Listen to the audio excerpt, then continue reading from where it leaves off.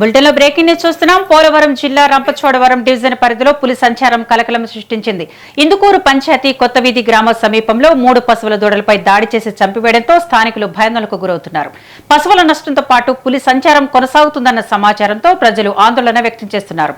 సమాచారం తెలుసుకున్న అటవీ శాఖ అధికారులు అక్కడికి చేరుకుని పరిస్థితిని సమీక్షించారు.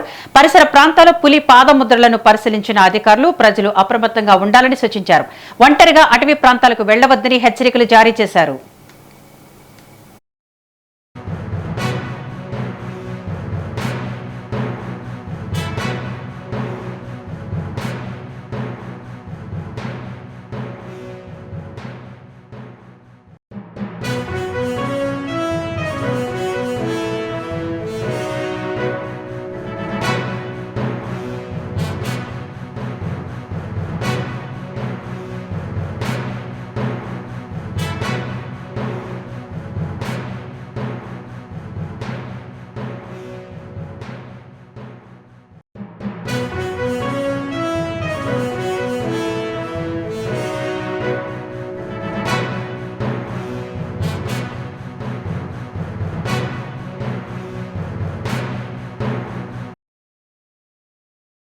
బులెటిన్ లో బ్రేకింగ్ న్యూస్ చూస్తున్నాం. పోలవరం జిల్లా రంపచోడవరం డివిజన్ పరిధిలో పులి సంచారం కలకలం సృష్టించింది.